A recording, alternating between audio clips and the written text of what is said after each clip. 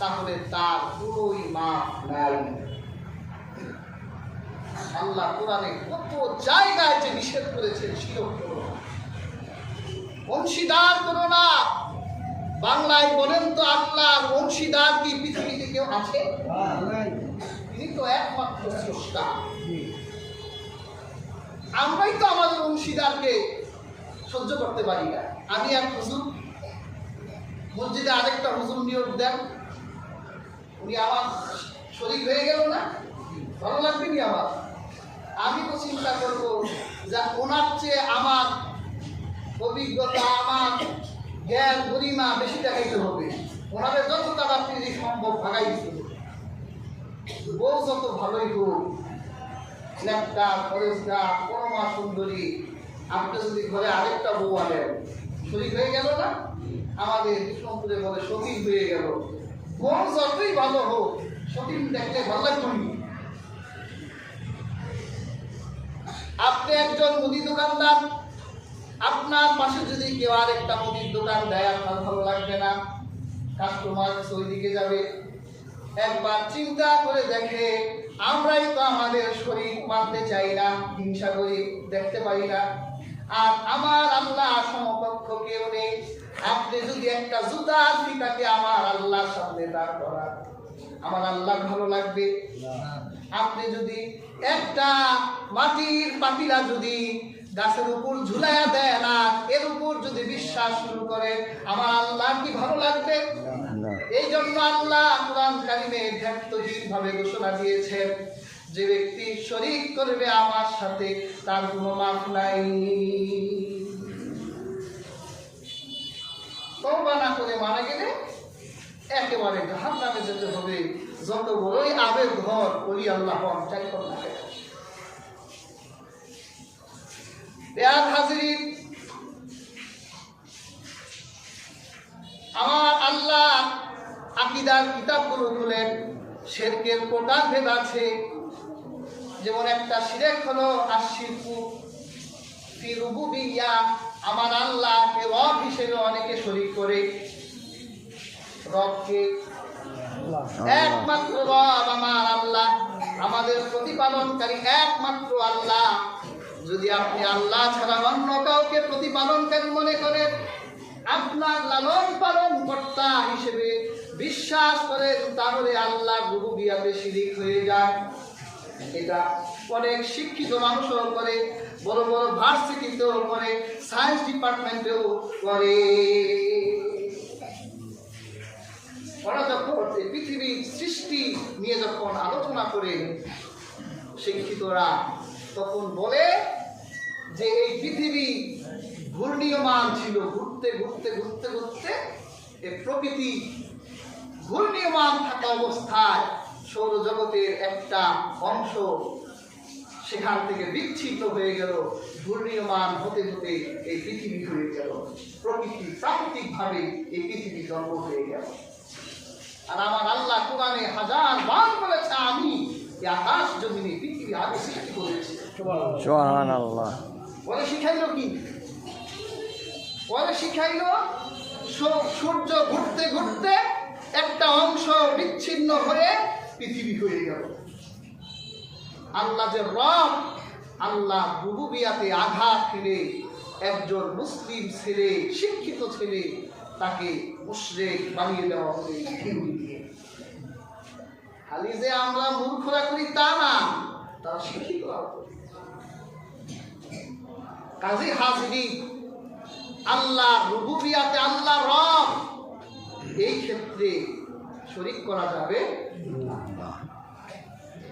আরেকটা হলো শিরকু ফিল উলুহিয়্যা, ইলাহ হিসেবে আল্লাহ এক।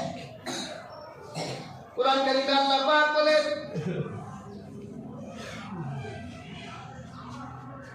ইন্নামা কুল ইন্নামা আনা বাশারুম মিথলুকুম ইউহা ইলাইয়া আন্নামা ইলাহুকুম ইলাহু ওয়াহিদ ফামান কানা ইয়ারজু লিকাআ রাব্বিহি ফালইআমাল আমালান সালিহান ওয়ালা ইউশরিক বিহি আহাদা الله আল্লাহ পাক বলেন, হে রাসূল আপনি বলুন, আমি তোমাদের মতোই মানুষ, আর আমার আল্লাহ হলো একমাত্র ইলাহ হিসেবে আমার আল্লাহ এক।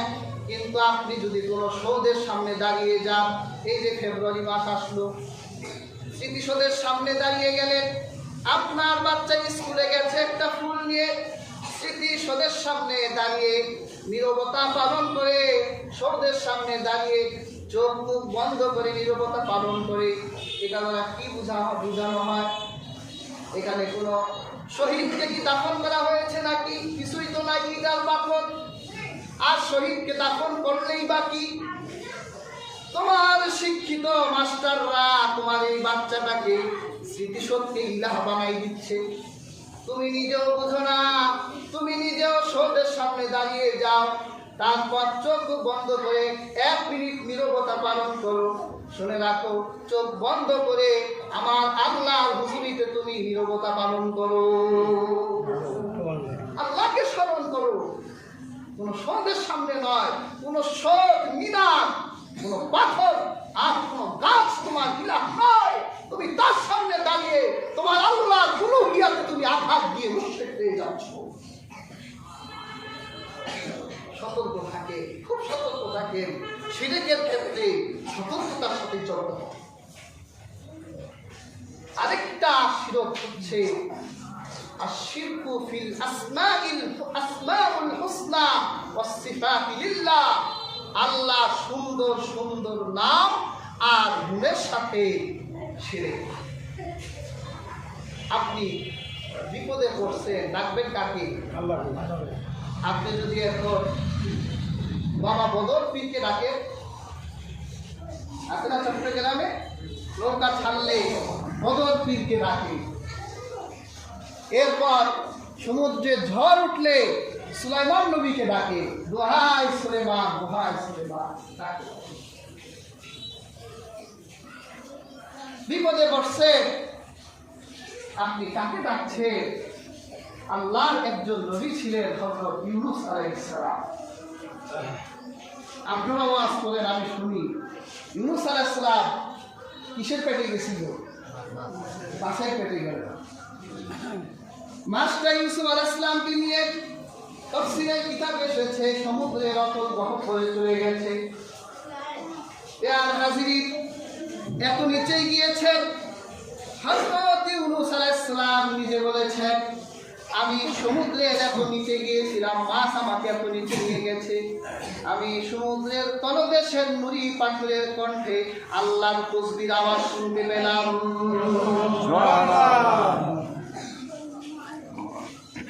আল্লাহ কত গভীরে, কত ডিপে আমরা জানিও না। অথচ ইউনূস আলাইহিস সালাম সমুদ্রের অতল গহ্বরে যখন গেলে দেখলে একটা নুড়ি পাথর, সেখানে নুড়ি পাথরগুলো আল্লাহ আল্লাহ আল্লাহ আল্লাহ তাসবিহ করছে। সুবহানাল্লাহ।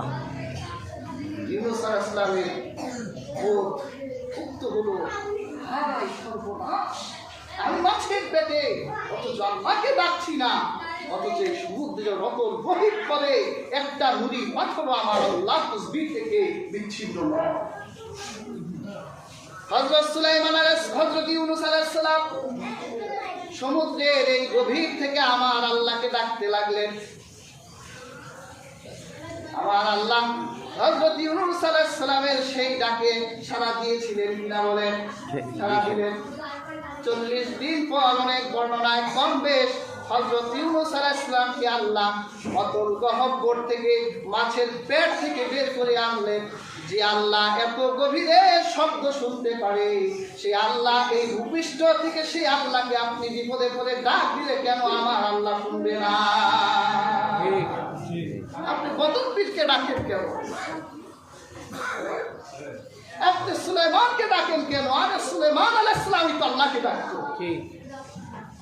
কাজে হাজরিন, আল্লাহর সুন্দর সুন্দর নাম আর আল্লাহর সুন্দর সুন্দর গুণ, এখানে শিরিক করা যাবে না।